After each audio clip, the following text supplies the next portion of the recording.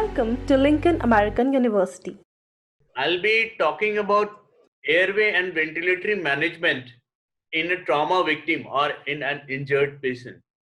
First of all, I have to ascertain how can we establish airway properly and how can ventilate a patient properly so that patient may not go into hypoxemia.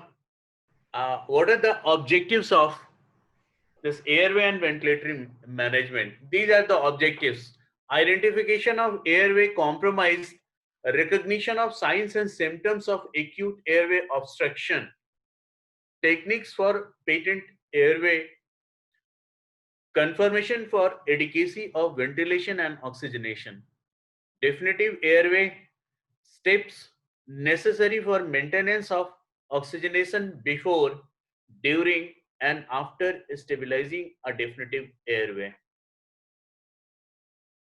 Introduction.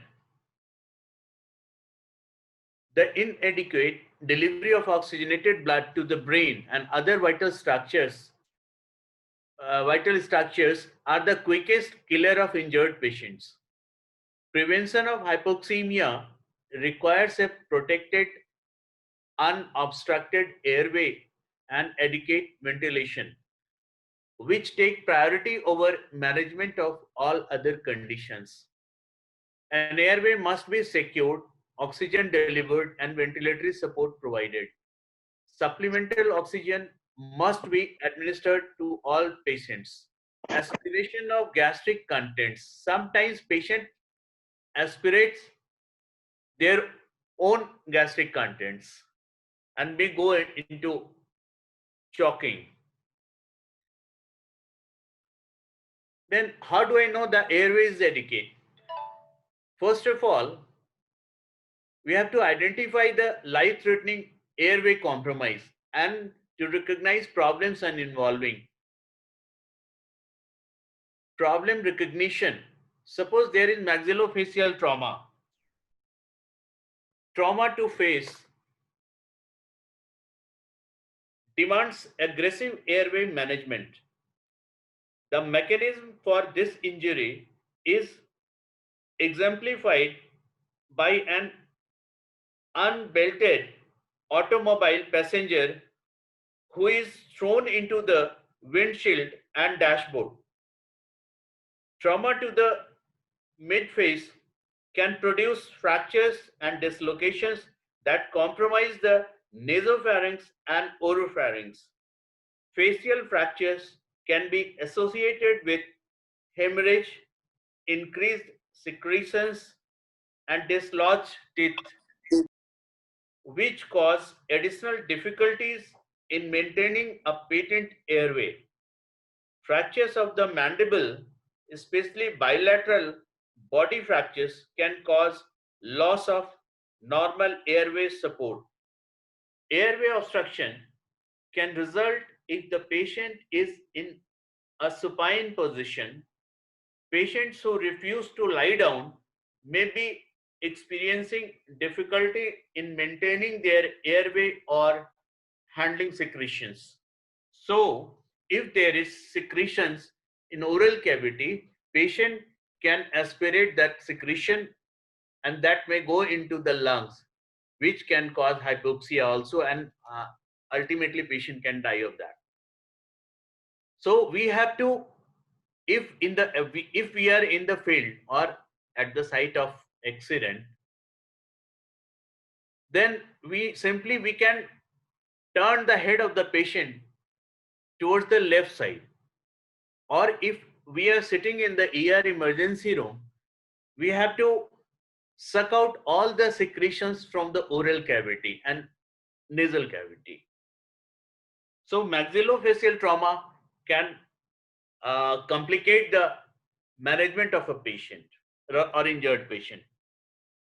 Second is neck trauma. Penetrating injury to the neck, especially anterior triangle of the neck. Penetrating injury to the neck can cause vascular injuries with significant hemorrhage. which can result in displacement and obstruction of the airway. Emergency placement of a surgical airway. What is surgical airway? I'll discuss it after some time. So emergency placement of a surgical airway may be necessary if this displacement and obstruction make endotracheal intubation impossible. Hemorrhage from adjacent vascular injury can be massive and operative control may be required. So I'm going a little bit slow today. If you want to write uh, anything important point, you can write it down also. Blunt or penetrating injury to the neck can cause disruption of the larynx or trachea, resulting in airway obstruction and oblique or severe bleeding into the tracheobronchial tree. A definitive airway is urgently required in this situation. So what is definitive airway? I'll discuss it after some time. A definitive airway is urgently required in this situation. Neck injuries involving disruption of the larynx and trachea or compression of the airway from hemorrhage into the soft tissue of the neck can cause partial airway obstruction. Initially, a patient with this type of serious airway injury may be able to maintain airway patency and ventilation. However, if airway compromise is suspected, a definitive airway is required. To prevent extending an existing airway injury, an endotracheal tube must be inserted cautiously.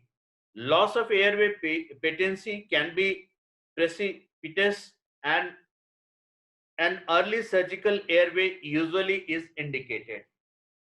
So in a trauma patient, we have to look for maxillofacial trauma, neck trauma, and the last laryngeal trauma. This is very, very important. Laryngeal trauma, although fractures of the larynx is a rare injury, it can present with acute airway obstruction. It is indicated by the following triad of clinical signs. What are the clinical signs? First one is hoarseness of voice. Second one is subcutaneous emphysema. Third one is palpable fractures.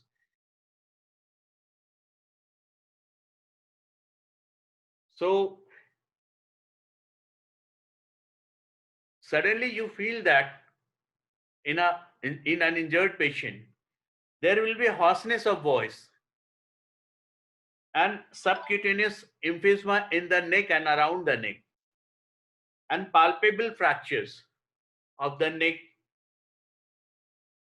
So complete obstruction of the airway or severe respiratory distress warrants an attempt at intubation. Flexible endoscopic intubation, mind it, flexible endoscopic intubation may be helpful in this situation, but only if it can be performed promptly. If intubation is unsuccessful, an emergency tracheostomy is indicated, followed by operative repair. However, a tracheostomy is difficult to perform under emergency conditions.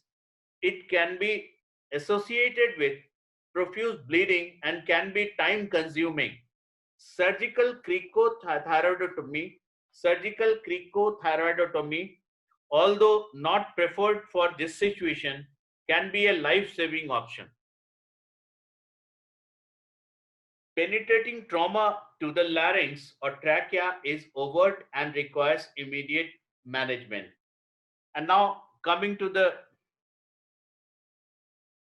investigation point of view. If fracture of the larynx is suspected, you are not sure whether there is a fracture of larynx or not. So you have to go for CT, computed tomography, plain CT can help to identify the injury. Objective signs of airway obstruction includes observation of agitation and obtundation. Listen for abnormal sounds, position of the trachea. So, first point, observation of agitation. Observe the patient to determine whether he or she is agitated. Agitation suggests hypoxia. I'm repeating again. Agitation suggests hypoxia, and obtundation suggests hypercarbia. Cyanosis indicates hypoxemia due to inadequate oxygenation.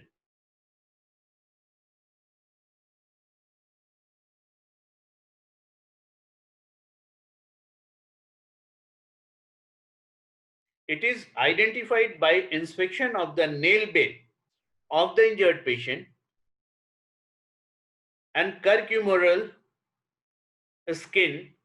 Cyanosis is a late finding of hypoxia, and pulse oximetry is used early in the assessment of airway obstruction. Pulse oximetry can suggest you whether patient is hypoxic or not, whether arterial oxygen saturation is optimum or not. Look for retractions and the use of accessory muscles of ventilation that, when present, provide additional evidence of airway compromise. Am I audible to you? Yes, sir. You are audible. Thank you, sir. How many students are there? I'm not able to watch them even. There are already 82 students. So they should respond. They should give their response now. Whether they, am I audible to know? Okay. So listen for abnormal sounds. If you have a stethoscope, you just place on the chest of an injured patient and try to listen additional sound. Or even without a stethoscope, you can listen some added sound or some extra sound or abnormal sound. Noisy breathing is obstructed breathing. Again, point to be noted, noisy breathing is obstructed breathing. Snoring, gurgling, and crowing sounds, that is called a stridor, S-T-R-I-D-O-R, stridor, can be associated with partial occlusion of the pharynx or larynx. Partial occlusion of the pharynx and the larynx. Hoarseness, dysphonia. Another name is dysphonia of hoarseness of voice. Dysphonia implies functional laryngeal obstruction. Abusive and belligerent patients may be in fact have hypoxia and should not be presumed to be intoxicated. Another point is feel for the location of the trachea. Trachea is centrally located in the anterior compartment of the neck, anterior part of the neck. So you should feel the location of the trachea, whether it is centrally vertically downward or it is deviated left or right side. So you have to make sure that trachea is in normal position and quickly determine whether it is in the midline position. So I'm coming to the ventilation part, and I'll continue airway management after this ventilation part. So how will you ventilate the patient? It is also very important. Pitfall of this airway system. This is very important. Sometimes patient vomits, due to head injury and all, and aspirates their own vomitus and leads to choking and all. So trauma patients can vomit and aspirate. This can lead to choking and death. Therefore, functional suction equipment must be immediately available to aid doctors in ensuring a secure patent airway in all trauma patients. So if you are not having this suction machine, battery operated or electrically operated, simply you can tilt the patient's head towards left side and clean the airway. So how do I manage the airway of a trauma patient? Okay, this slide. Okay. So I'll continue airway. How do I manage the airway of a trauma patient? Airway maintenance technique. These are the points you have to keep in your mind. So first of all, you have to keep that airway maintenance technique. What are the technique? Different techniques to maintain the airway. Definitive airway measures, including surgical airway, like needle cricothyroidotomy. These are the surgical airway measures. And methods of providing supplemental ventilation, maintenance of cervical spine, spinal cord protection in all patients. Patients who are wearing helmet, especially on the roadside, and require airway management need their head and neck held in a neutral position. Please, for God's sake, do not move the patient's head without securing his head position in a neutral position. Head and neck held in a neutral position while the helmet is removed. I'll show you in that picture, next picture. The high flow oxygen is required before and immediately after airway management measures are instituted. So I'd like to show you, this is a trauma victim wearing helmet and the process. This is a helmet removal procedure. It's a two-person procedure. So one person is holding his neck and his chin or his mandible, and another one is removing his helmet. The first person is holding his trachea in a neutral position. So it is written at the bottom, removing a helmet properly is a two-person procedure. Please do not remove independently or a single person. While one person provides manual inline stabilization of the head and neck, figure A, the second person expands the helmet laterally. The second person then removes the helmet with attention paid to the helmet, clearing the nose and the occiput. Once removal, the first person supports the weight of the patient's head. This is shown in C, figure C. And the second person takes over inline stabilization. This is in patient figure D. So this is the correct method how to remove a helmet after an accident. And what are the different techniques? How will you maintain the airway? In patients who have decreased level of consciousness, the tongue can fall backward and obstruct the hypopharynx. This form of obstruction can be corrected readily by the chin lift or jaw thrust maneuver. Dr. Kapoor sir, he has also discussed in the last lecture, that is jaw thrust maneuver, chin lift or jaw thrust maneuver. So I'll show you in that picture also. The airway can then be maintained with an oropharyngeal or nasopharyngeal airway. Maneuvers used to establish an airway can produce or aggravate cervical spine injury. During the maneuver, anyone pre-hospital trauma care technician can aggravate or produce cervical spine injury. So one should be trained properly. So inline immobilization of the Not able. spine is essential during these procedures. So in this picture, you are watching,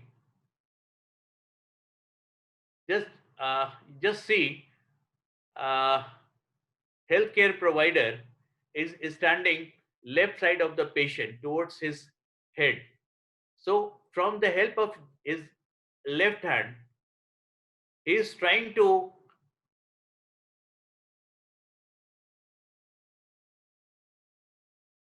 pull up his chin anteriorly, and with the help of his left thumb, he is trying to open the lower lip. So in this picture, in this, the finger of one hand are placed under the mandible, which is then gently lifted upward to bring the chin anterior.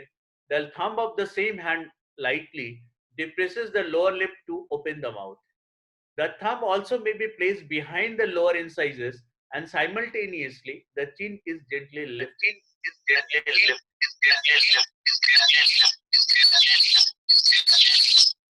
Is there any problem?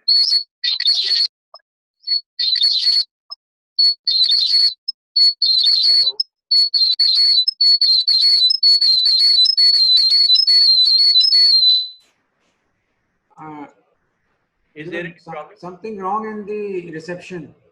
Okay, okay. Yeah, now you are clear. Please carry on. Thank you, sir. So the thumb also may be placed behind the lower incisors, and simultaneously the chin is gently lifted. The chin lift maneuver should not hyperextend the neck so that you cannot make further injury to the patient. Should not be hyperextended of the neck. Should not, for God's sake, do not hyperextend the neck of the injured patient.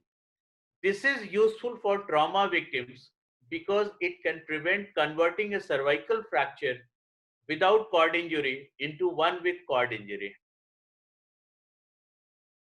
This is jaw thrust maneuver.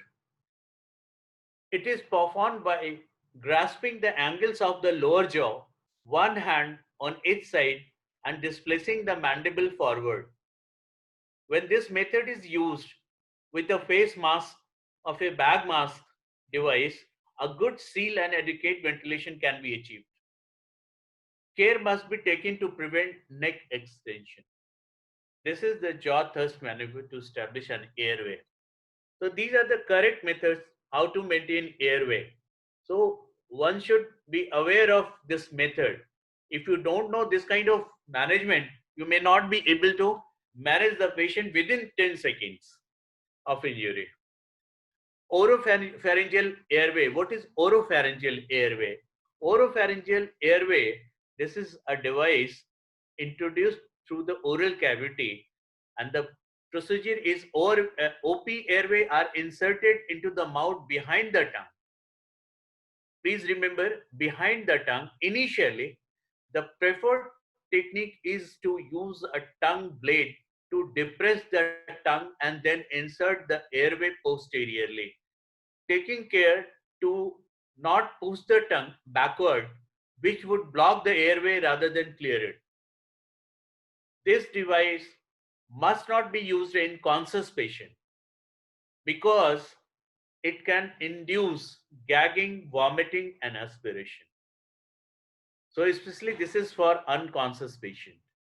Patient who tolerate an oropharyngeal airway are highly likely to require intubation. If patient is unconscious and he is able to tolerate oropharyngeal airway, then it is better to intubate the patient.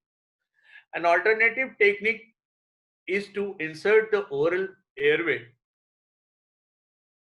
upside down, so its concavity is directed upward until the soft palate is encountered. At this point, with the device rotated 180 degrees, the concavity is directed inferiorly and the device is slipped into its place over the tongue. Next one is nasopharyngeal airways. Nasopharyngeal airways are inserted in one nostril and pass gently into the posterior oropharynx. They should be well lubricated and inserted into the nostril that appears to be unobstructed. If obstruction is encountered during the introduction of the airway, stop and try the other nostril. This is laryngeal mask airway. There is an established role for the laryngeal mask airway, LMA, in the treatment of patients with difficult airways, particularly if attempts at endotracheal intubation or bag mask ventilation have failed. So please apply LMA in case of bag mask or ambu bag ventilation is failed. Multi-lumen esophageal airway. This device are used by some pre-hospital personnel to achieve an airway when a definitive airway is not visible. This is for a pre-hospital trauma care technician. It is very useful in the field also. Laryngeal tube airway. Laryngeal tube airway is an extraglottic airway device with capabilities similar to those of LMA to provide successful patent ventilation. The LTA is not a definitive airway device and plans to provide a definitive airway are necessary. Like the LMA, the LTA is placed without direct visualization of the glottis and doesn't require significant manipulation of the head and the neck for placement. So it is very easy to intubate a patient. This is very comfortable airway. This is a bougie. So you must be aware of this bougie. An excellent tool. This is also called gum elastic bougie or Ishman tracheal tube introducer. So an excellent tool when faced with a difficult airway is the Ishman tracheal tube introducer, also known as the gum elastic bougie, GEB, gum elastic bougie. It is a 60 centimeter long, 15 French intubating stellate made from woven polyester base with a resin coating, which is available in both disposable and reusable packaging. It is a coude tip. Coude is a French word and pronunciation is coude. It is a coude tip, that is, this is coude tip. That is angled at 40 degree. If you measure angle of this from this horizontal body of this tube, this will measure around 40 degrees and 3.5 centimeter from the distal end. This is this distal end. This is 3.5 centimeter from the distal end with 10 centimeter gradations. It is graded 10 centimeter, 10 centimeter. This is 20 centimeter, 30 centimeter. Similarly, 10 centimeter. The GB is used when vocal cord cannot be visualized on direct laryngoscopy. If you are unable to visualize the laryngoscope, unable to see the larynx of the victim, then you can intubate the patient with the help of this GEB, this tube. So with the laryngoscope in place, the GEB is passed blindly beyond the epiglottis when the angle tip positioned anteriorly. The proximal end is lubricated and a 6.0 centimeter internal diameter or larger endotracheal tube is passed over the GB beyond the vocal cord. So you can introduce this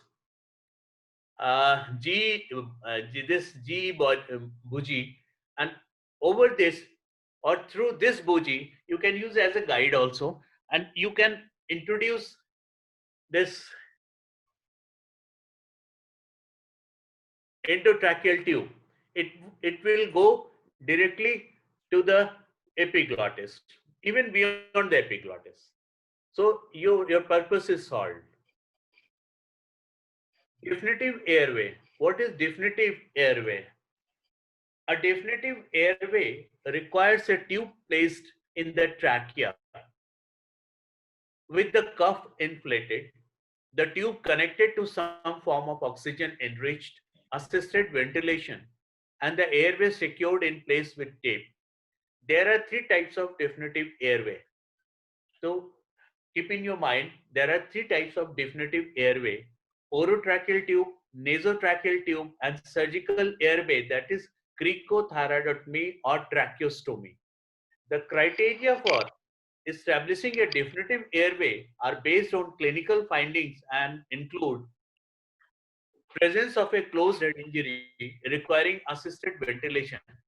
If Glasgow Coma scale is less than 8, then there is straight indication for surgical airway, nasotracheal or orotracheal. But surgical airways are more reliable and definitive airway. Or if patient is unable to maintain the inadequate oxygenation by face mask, oxygen supplementation, you are giving oxygen by the face mask or the ambu bag, and patient is not maintaining the oxygen saturation, and you are watching a pulse oximeter and it is showing that patient is in hypoxemic and oxygen saturation is less than 90, then you have to go for a definitive airway through orotracheal tube or through nasotracheal or surgical airway. Need to protect the lower airway from aspiration of blood or vomit. Sometimes patient may aspirate their own blood or vomit. So it should be protected. Impending or potential compromise of the airway. For example, following inhalation injury, facial fractures, retropharyngeal hematoma, sustained seizure activity. So in these circumstances, you have to go for definitive airway.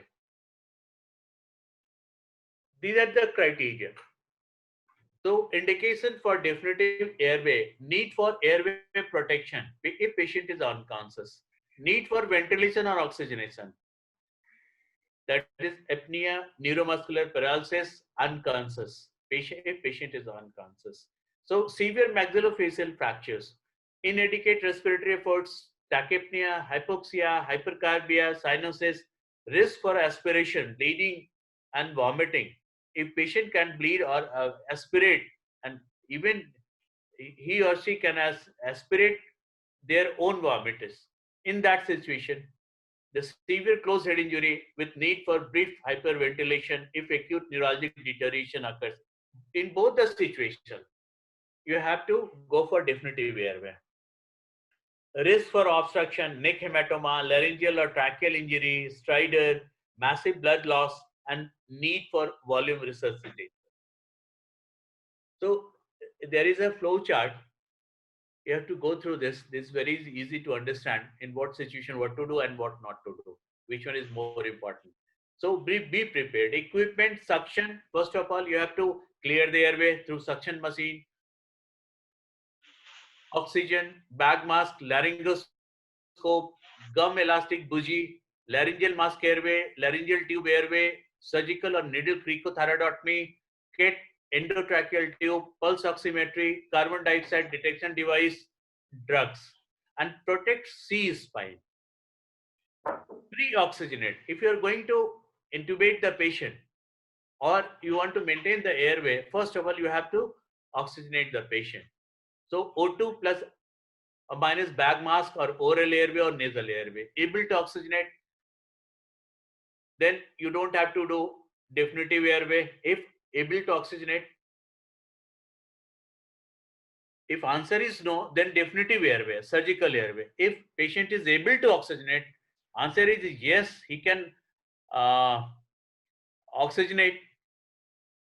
Then assess airway anatomy, predict ease of intubation. That is layman. What is layman? I'll discuss it in the next slide. And if it is difficult, then call for assistance if available. If it is easy, then intubation, drug assisted cricoid pressure.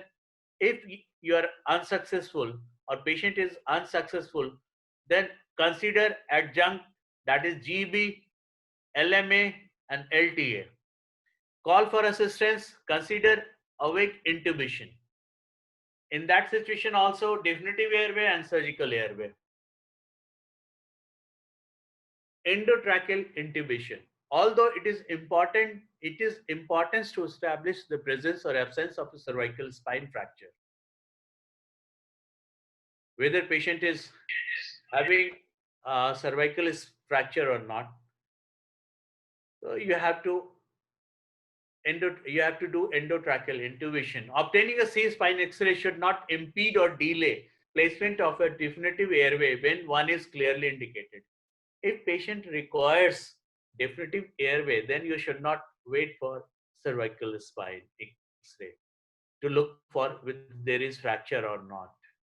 So, the patient who has GCS score of 8 or less requires prompt intubation. So 8 means Glasgow Coma score is 8 or less. Patient requires prompt intubation. You have to intubate the patient then and there only. Most important, determinants of whether to proceed with orotracheal or nasotracheal intubation are safe and effective. See the figure. This is the laryngoscope, battery operated, and orotracheal intubation using 2% technique. One is trying to fix his neck or trachea in central line, and another one is trying to put laryngoscope, and through laryngoscope is trying to orotracheal intubation with inline cervical spine immobilization. The orotracheal intubation using 2% technique with inline cervical spine immobilization. These are the figures will help you to understand what are the techniques. Live procedure, if possible, I'll try to find some patient, but it is very difficult. I'll show you some recorded procedures later on. So this is the Mallampatti classification. Usually these are the questions will be asked in the USMLE or in the interview if you are going for residency or for going to JRSHIP, going for JRSHIP training in any hospital. They will ask you what is Mallampatti classification. You have to answer that it is being used to visualize the hypopharynx. This Mallampatti classification, it is classified into 4 classes. That is short palate, uvula, fauces, palus visible, and the class 2 is short palate, uvula, fauces, visible. Class 3 soft palate, base of uvula visible. Class 4 hard palate, only visible. So here are some notes I have shown. So L, look externally, look for characteristics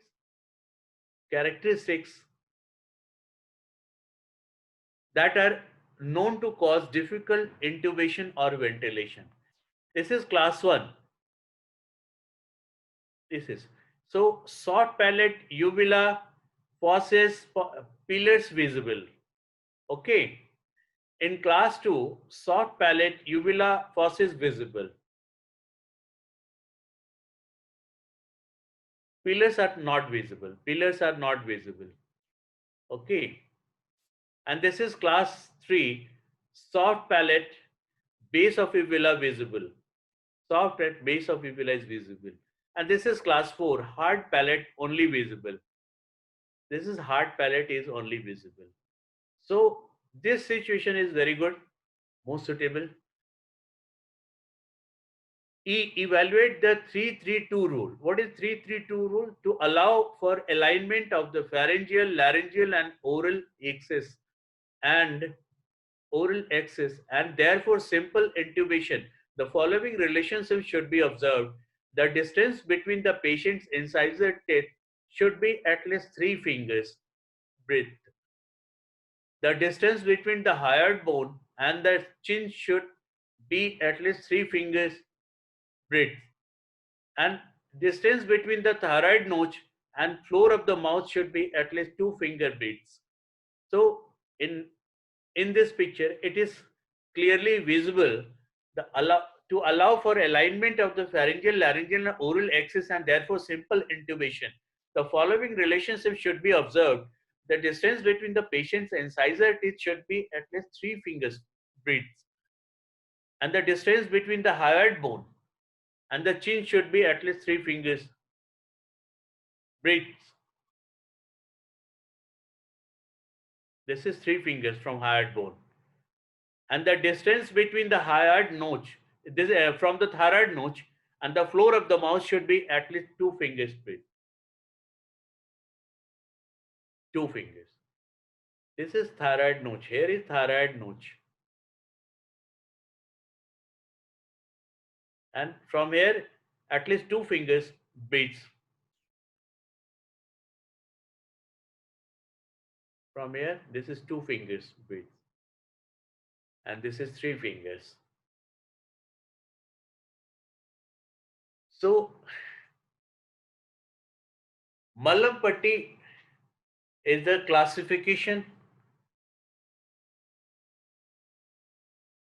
The hypopharynx should be visualized adequately. Already I have explained it. And this is obstruction. Any condition that can cause obstruction of the airway will make laryngoscopy and ventilation difficult. Such conditions include epiglottitis, peritonsillar abscess and trauma. Neck mobility. This is a vital requirement for successful intubation. It can be assessed easily by asking the patient to place his or her chin onto the chest and then extending the neck so that he or she is looking towards the ceiling. Patient in a hard collar neck immobilizer obviously have no neck movement and are therefore more difficult to intubate.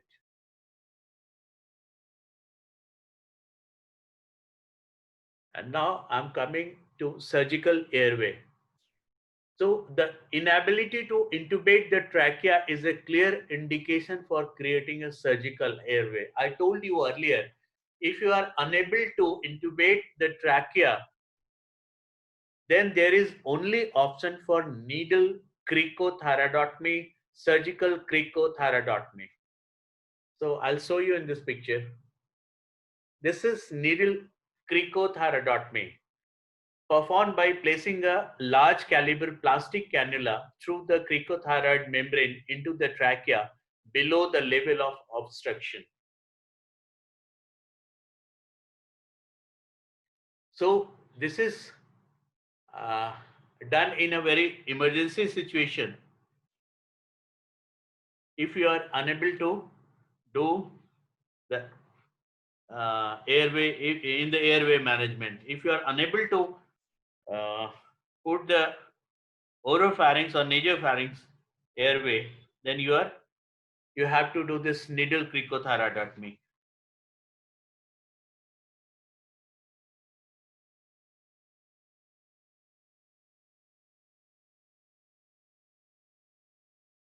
So I would like to give you a little description about this needle cricothyroidotomy.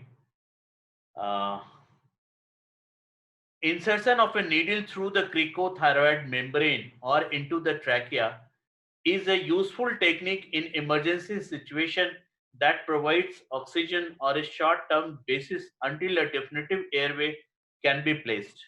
Needle cricothyroidotomy can provide temporary supplemental oxygenation so that intubation can be accomplished on an urgent rather than an emergent basis. The jet insufflation technique is performed by placing a large caliber plastic cannula 12 to 14 gauge. Remember, please remember, a wide bore cannula of size 12 to 14 gauge for adults and 16 to 18 gauge in children through the cricothyroid membrane through the cricothyroid membrane.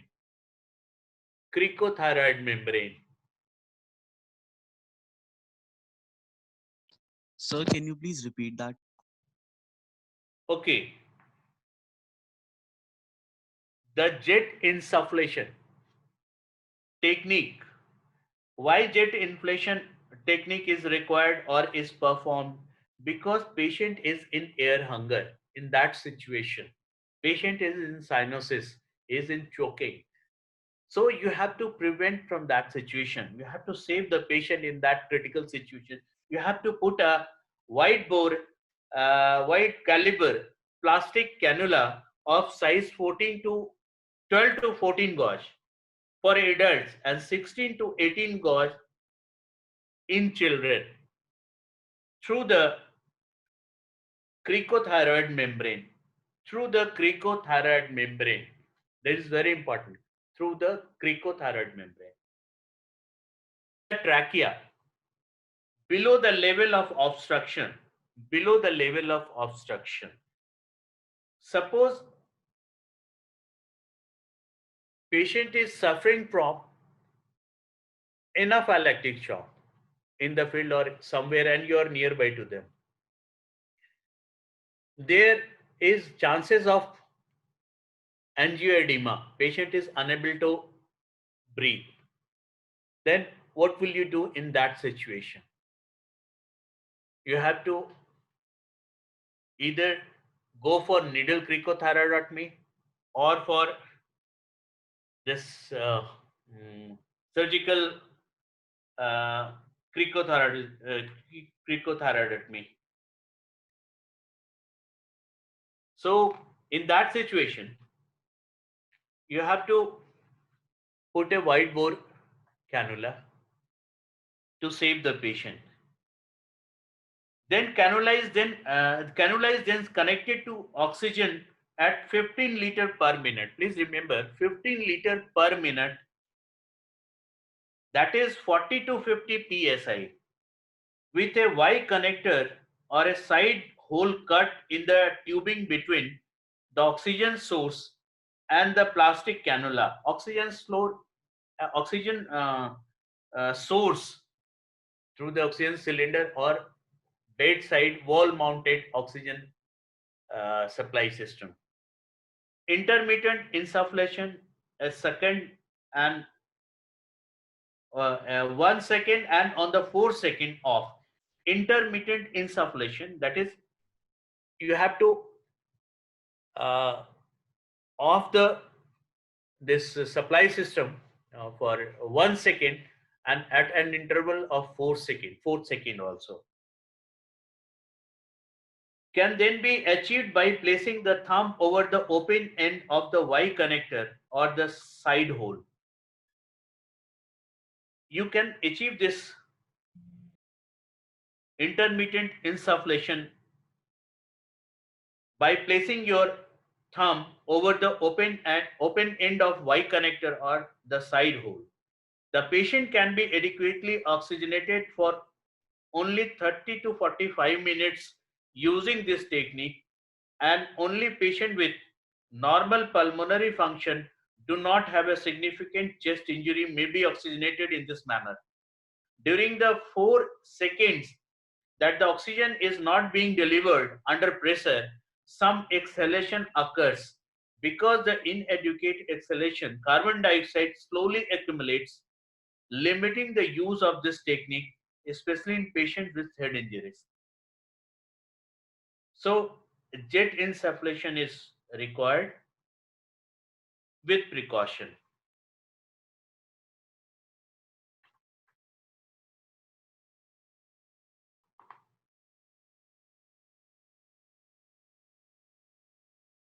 These are the steps of needle cricothyroidotomy. You have to remember, you have to keep in your mind what are the steps, and you just quickly go through this flow chart. Step 1, 2, 3, 4, 5, 6, 7, 8, 9, 10, 11, 12. And the complications of needle cricothyroidotomy. You have to know the complications also.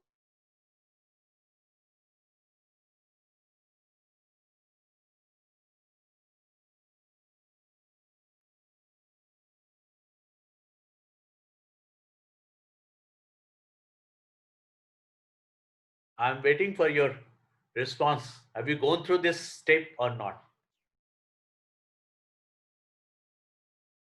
Yes, sir, we are going through. Sir. Then I'll proceed for cricothyroidotomy, surgical cricothyroidotomy.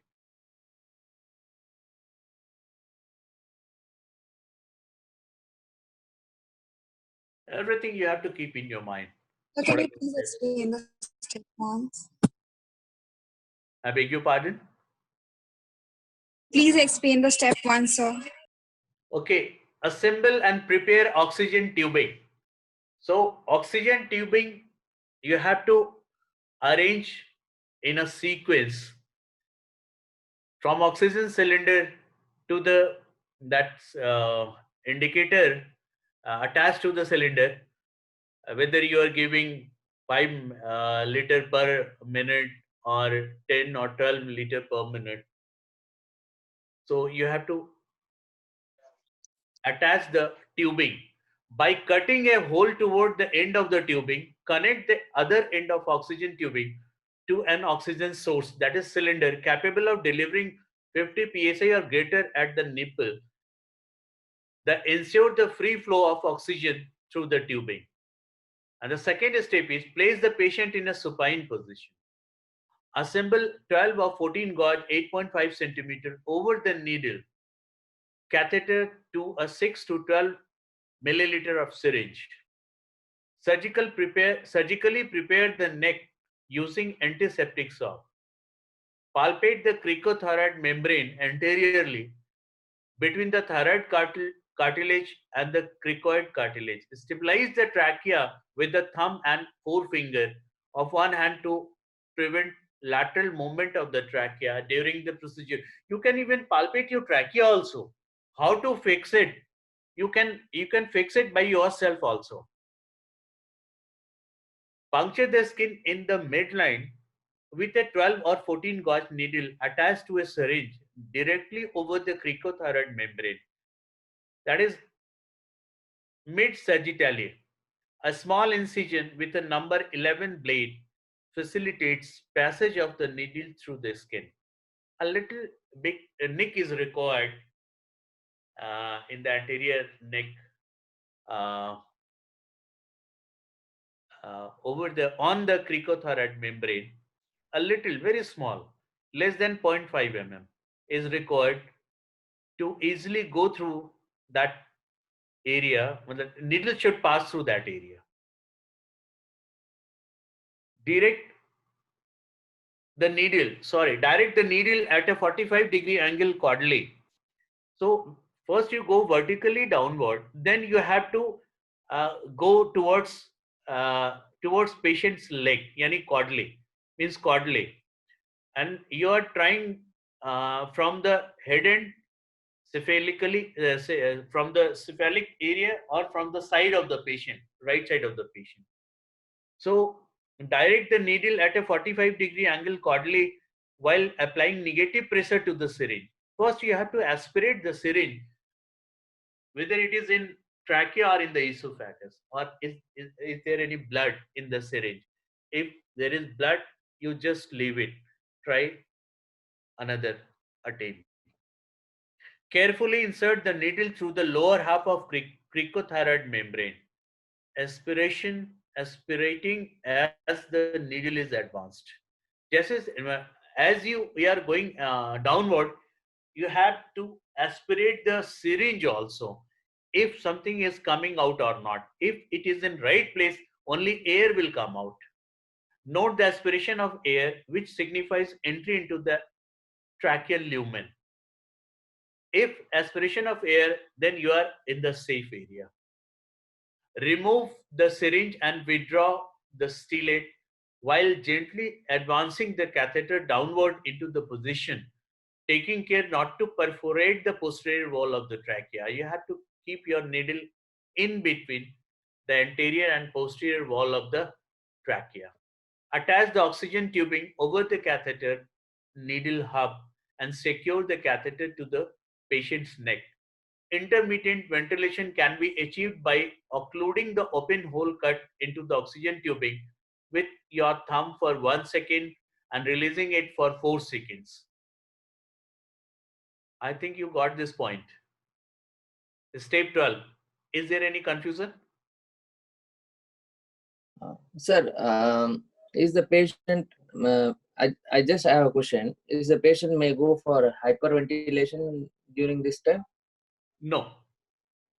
There is no chance of hyperventilation in this situation Okay, sir. because we are giving intermittently. Why we are mentioning Okay, sir. Okay. why we are mentioning this intermittent ventilation, and what is the process for intermittent ventilation? You have to make a small hole into the oxygen tubing, and you have to put your thumb for 1 second and you have to release them, and you have and releasing it for 4 seconds. Now 4:1. After releasing your thumb from the hole in the tubing, passive exhalation occurs. Adequate PaO2 can be maintained for only 30 to 45 minutes and CO2 accumulation can occur more rapidly. Step 13, continue to observe lung inflations and auscultate the chest for adequate ventilation. Okay, is that clear now? Complications of needle cricothyroidotomy. So this is also a very interesting, examiner will ask you what are the complications of cricothyroidotomy. So inadequate ventilation leading to hypoxia and death. Aspiration of blood, esophageal laceration, hematoma, perforation of the posterior tracheal wall. Posterior tracheal, I told you earlier, you do not have to puncture the posterior tracheal wall. Subcutaneous or mediastinal emphysema can occur, and even you can perforate the thyroid also. Thyroid perforation can occur and massive bleeding can occur also. Now I'm coming to the surgical cricothyroidotomy. These are the steps, 80 steps. So you have to keep in your mind. Whole life you have to keep in your mind. If you don't remember these steps, you may not be able to manage the patient appropriately. Yeah, just see this figure. This is thyroid notch. This is called thyroid notch. And this is thyroid cartilage. And this is cricothyroid membrane. You have to puncture here only through the needle, wide bore needle, either of size 12 or 14. Please remember, for God's sake, this is the area and this is the indent. This is the indent. You can palpate your neck also, anterior part of the neck also. This is cricoid cartilage. This is cricoid cartilage. This is cricothyroid membrane. And this is trachea. You have to fix it up, trachea. How do you fix? With the help of your thumb and middle finger. You have to fix it and you have to palpate with the help of your index finger. of your left hand. You just see and try to feel it and fix it. And you have to give an incision horizontally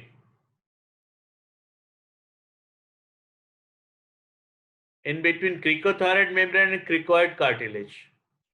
Here only. A small incision, and you have to introduce an artery forceps. This is an instrument you have to introduce slowly, horizontally.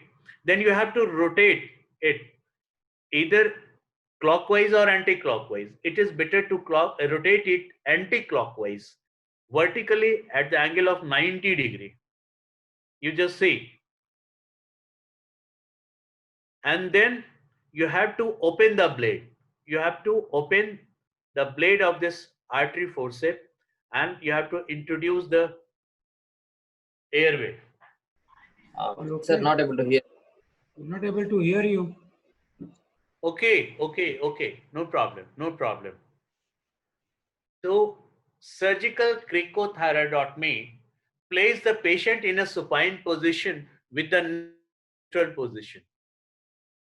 You got it? Place the patient in a supine position with the neck in a neutral position. Palpate the thyroid notch, cricothyroid interval, and the sternal notch for orientation. Sternal notch. Where is the sternum? Somewhere here, below this. The sternal notch. This is sternal notch here. So, palpate the thyroid notch, cricothyroid interval, and the sternal notch for orientation.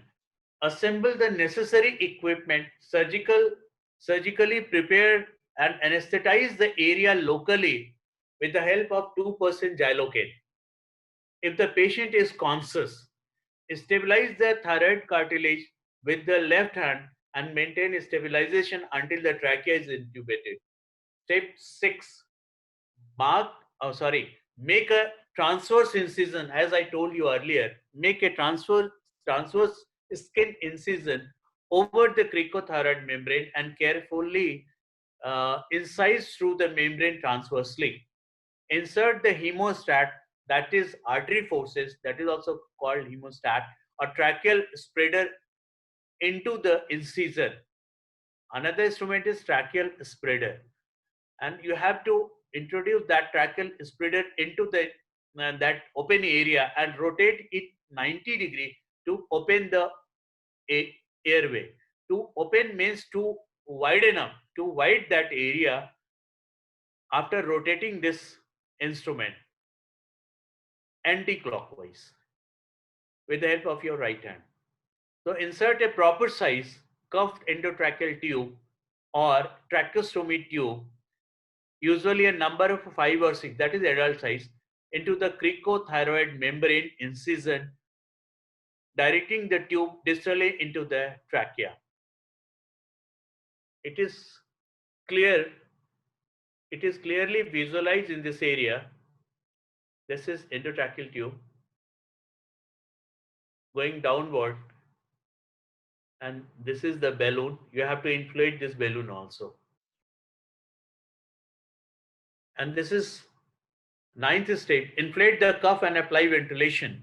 Observe lung inflations and auscultate the chest for adequate ventilation. You have to confirm with the help of stethoscope also whether patient is breathing, lung sound is there or not. Secure the endotracheal or tracheostomy tube to the patient to prevent dislodging. Caution: do not cut or remove the cricoid and or thyroid cartilage.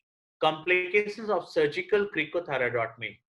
Again, same things: aspiration, creation of a false passage into the tissue, subglottic stenosis, edema, laryngeal stenosis, hemorrhage or hematoma formation, laceration of the esophagus, laceration of the trachea, mediastinal emphysema, vocal cord paralysis, hoarseness of voice.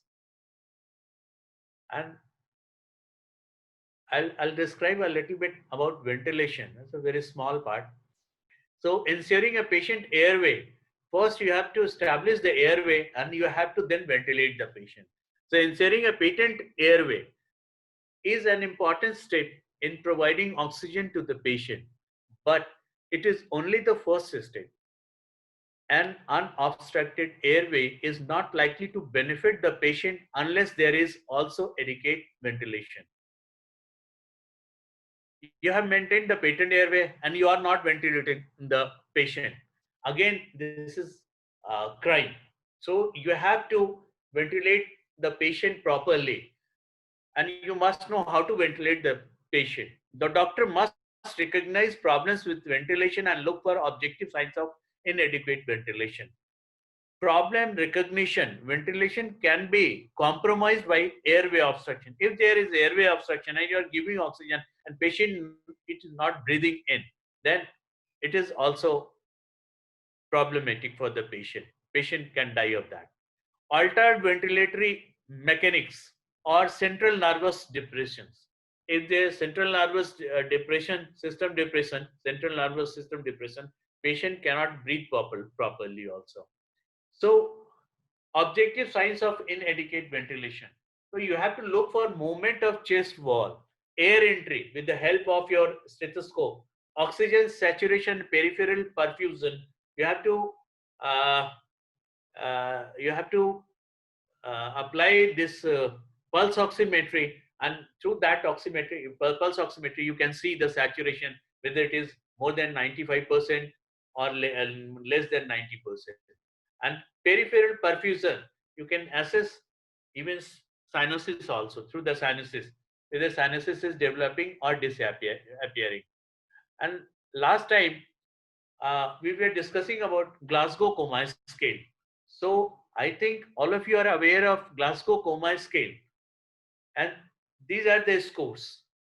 So patient's behavior, what is if anybody asks you what is Glasgow Coma scale, then you have to answer that this is the method or a scale or a score to assess the level of consciousness of the patient. Just to say, assess the level of consciousness of the patient. Is that clear? I think so. Glasgow Coma scale, patient's behavior, if patient is opening his or her eye or not, if he or she opening his or her eyes, suppose spontaneously opening, then you have to give 4 score to that patient. It means patient's eye opening is good. If he or she is not opening his or her eyes spontaneously, but he is commanding or obeying your command to speech.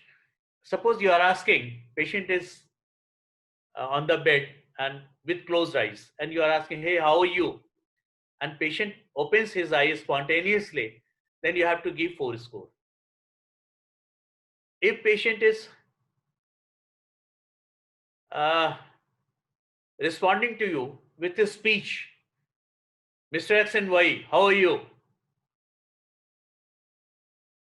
Then you have to give 3. To pain, if you are pinching the patient or you are pressing the anterior scalp of the patient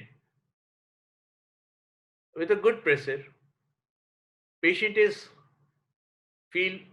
will feel pain and then he will open his or her eyes, then you have to give 2 marks. If patient is not responding to your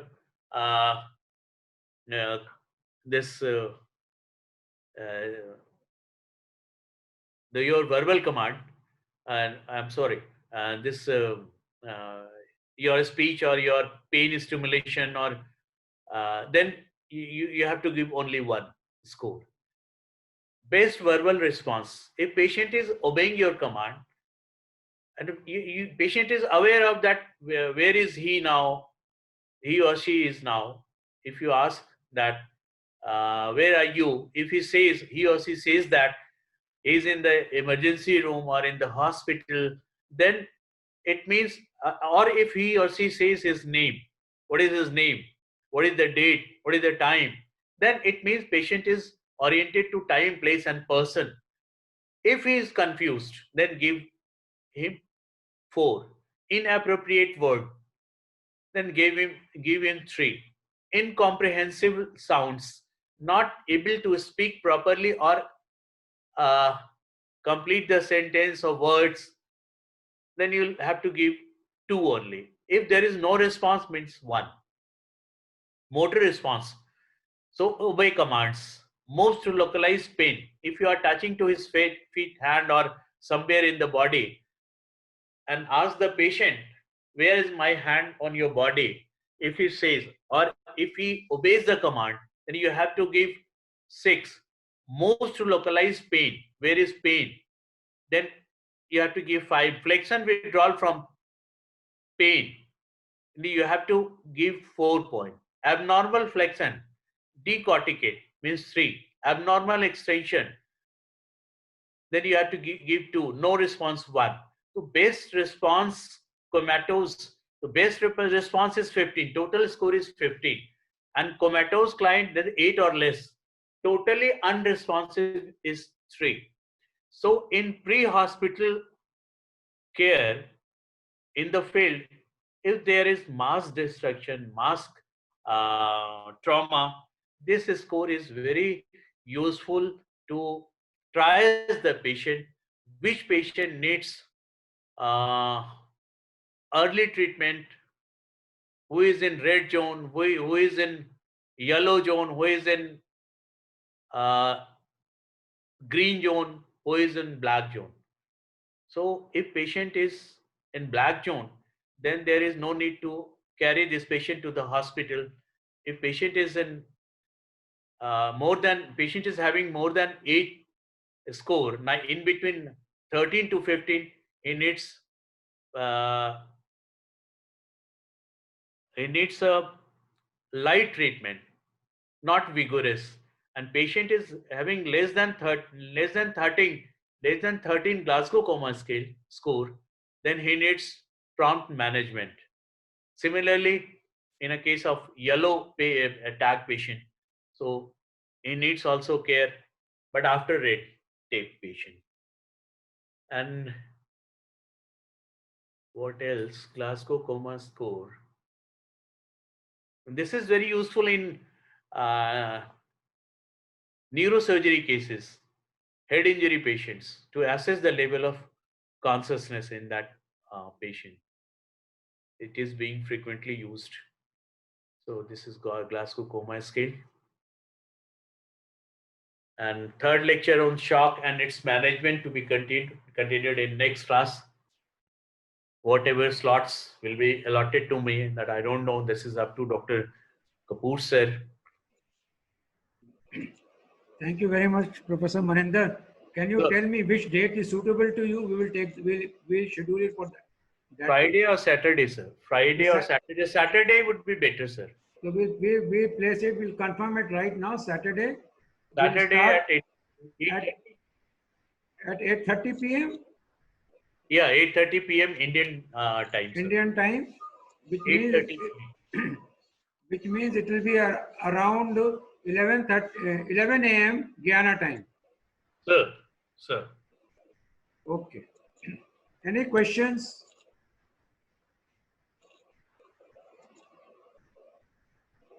Ayush has asked the question, how do we determine what zone the patient is in, whether he is yellow, red or black?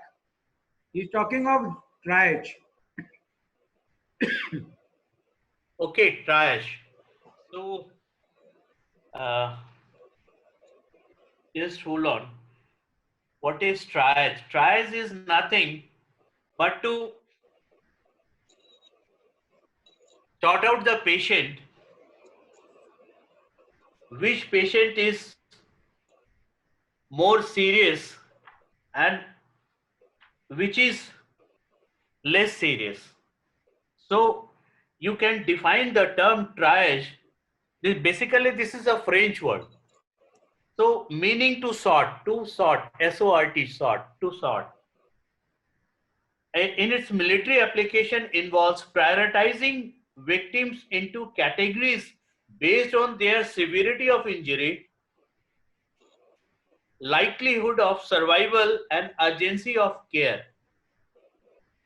So it is basically categorized into red color, that is first priority, signifies a critical patient. Then after red color it comes yellow. Yellow needs urgent. This is second priority. This is urgent, and green means minor is a third priority. Whereas black represents expectant or dead patients. So you need not to carry that patient, black category patient, to the hospital. Anything else? I'll just see. How much cuff pressure should we maintain in endotracheal intubation? How much cuff pressure? Endotracheal cuff pressure means At the end of the, when you put the endotracheal tube, you supplement some air into it to allow it to stick there. sir, it is better to, sir, you have to answer this question, sir, because this is very important also. But usually we give approximate, I don't remember even exactly, I think 8 to 10, sir. It's around that. It should not be more. It should not be more than 12. Between 10 to 12 we may, because less means there's gap left and the patient can inspirate. Even Aspirate. Yes, sir. Please carry on. If it is more than 12, then what happens is that you can cause, if the endotracheal tube remains for a longer time, then it can cause some amount of pressure on the endotracheal tube on the trachea and result in some amount of mucosal damage to the trachea, which can subsequently result in tracheal stenosis. Exactly. Okay, so this is what it is, but exact in millimeter of water, I think we'll check up and find out. All the nurses are supposed to check it in every shift Usually, and record it in the patient's book. yeah. We usually in day-to-day practice we keep it in between 6 to 8. Actually, in day-to-day practice, what happens is that you are doing it so naturally that you don't bother about it. But we will get back with the real figures. Okay, we'll get back with the real figures. What is the exact amount of pressure? It depends upon the instrument also with which you are checking the pressure. There is the equipment which comes with which your nurse has to check the pressure from time to time. So the equipment gradings can also vary. But however, I will tell you the exact amount. Exactly. Sir, this is, I think, all about airway and ventilatory management. Patient is not able to maintain the airway and ventilate the patient.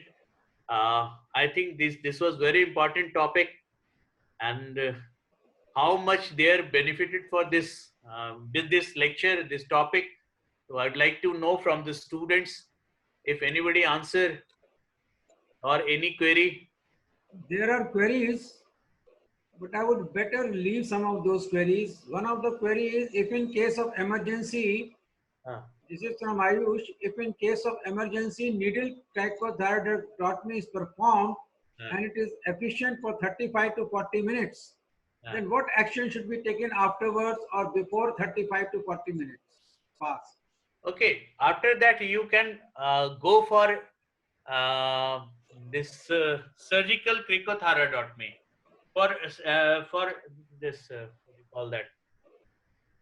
It's very simple.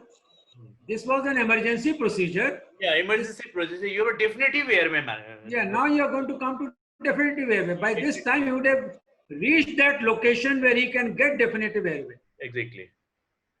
Next question is from Shubham. Can there be surgical induced coma as a complication?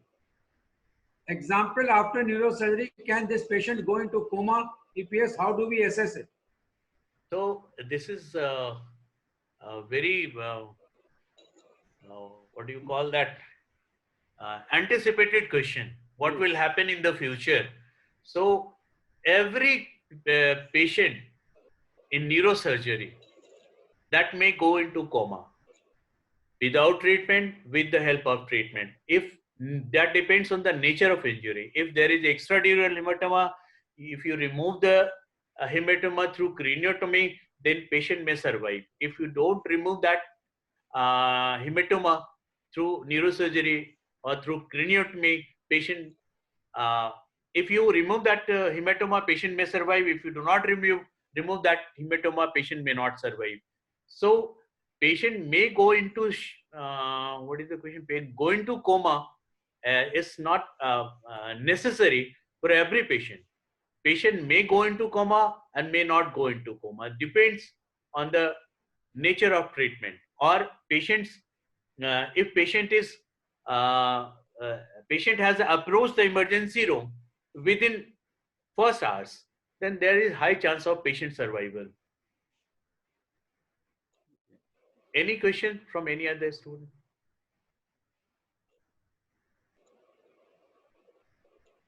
I think there is no other question. So this is much more beneficial for final year student, I think so. So first MD1, MD2, that is okay for their awareness, but this is not for this. No, they have done lot of anatomy. Okay. Yeah, they understand the anatomy very well. Otherwise, they will be asking, what is this tracheal notch? What is this sternal notch? Where is the cricothyroid membrane? These questions they have not asked you. This is purely clinical class. This is purely. But they know where it is. Otherwise, they would have asked you. They're very sincere then. Yeah, they are studying well. I know that their anatomy is quite okay. Okay, very good. It is the applied anatomy which they are lacking, which you are providing now. Even I can teach applied anatomy also. No problem for me. Even I can teach medicine also, because I have done MD medicine also. So this is first let them recover from this shock and go into next shock. Then we'll take them into other shocks. So I'll be discussing on shock, surgical shock, especially. If students are interested, then I'll discuss another shock also, like neurogenic shock, cardiogenic shock, anaphylactic shock. There are so many type of shock. You first tell them what is shock and what are the types of shock, and then discuss surgical shock with them. Exactly. Especially with the pathophysiology, so they understand the pathophysiology of shock. Right. Very good. Okay, and we used to understand Glasgow Coma Scale by electronic voting machine, EVM. Exactly. I wanted to tell these things to remember these words. EVM. What is EVM? Nowadays, it is used during elections. It is being used during election. Electronic voting machine. E for eye movement, eye response, verbal, and M for motor response. Correct. So you just remember EVM and 456. Exactly. Okay. 456. Because E has best result in 4, V has best result in 5, and M has best result in 6. And the worst result is 1 in every one. Exactly. Almost all dead. So it is EVM 456. Electronic voter machine 456. So this way you remember it easily. Okay, Thank you very much, Professor Rana, for being there with us. We are very grateful to you for having conducted such an excellent lecture once again. I am sure my students have benefited. They are, their academics has been our priority, because finally we all have to ensure that these students get out of the institution in flying colors, because they are the flag bearers of Lincoln American University.